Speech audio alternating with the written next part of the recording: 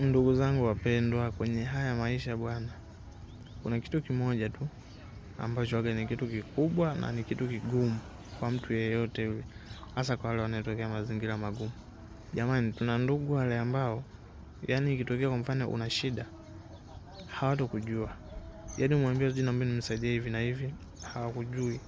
Yani umeongea kadri uwezo wako, umeomba msaada kadri unavyoomba, lakini bado ndugu zako hawajakusikiliza. Sasa inafika tu Mwenyezi Mungu anakuwa ametujalia na sisi kidogo kiuchumi tumesogea. Kidogo hata tunaweza kufanya hiki bila taabu yoyote, tunafanya hiki bila taabu yoyote. Sasa wale ndugu zetu wakishaona kwamba sisi tuko kwenye hali fulani hivi kidogo ambayo ni nyepesi kimaisha, wao wenyewe utaona ndo wanaanza kukutafuta, wanaanza sijui kukutumia SMS, wanakupigia simu. Lakini kipindi unaambia una shida, wao hawapo na wewe. Kipindi unaambia naomba nimsaidie hivi na hivi, wao hawakusikilizi. Wana focus na mambo yao, wana focus na familia zao. Ila sasa kipindi hiki wewe umefanikiwa, kidogo hali yako kimaisha sio mbaya, wanaanza kukusogelea, wanakusogelea.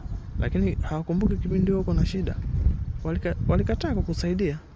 Ila wewe kwa kuwa una moyo wa kibinadamu, kwa kuwa una moyo wa utu, una moyo wa kumsaidia binadamu mwenzako, awe ndugu yako au si ndugu yako, utawasaidia tu kwa kuwa ni ndugu zako. Maana sisi wanadamu, hakuna mwanadamu mkamilifu hata mmoja. Umeona?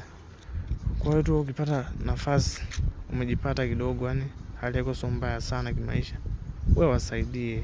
Yani usilipize mabaya kwa mema. Umeona? Wewe lipa ubaya kwa wema. Wao wenyewe tutakuja kujishangaa, yani sisi tulikuwa tunakataa kumsaidia, lakini yeye ndio hivyo sasa hivi amekuwa msaada wetu mkuu. Umeona? Kwa hiyo pambana hivyo hivyo, endelea kuwasaidia.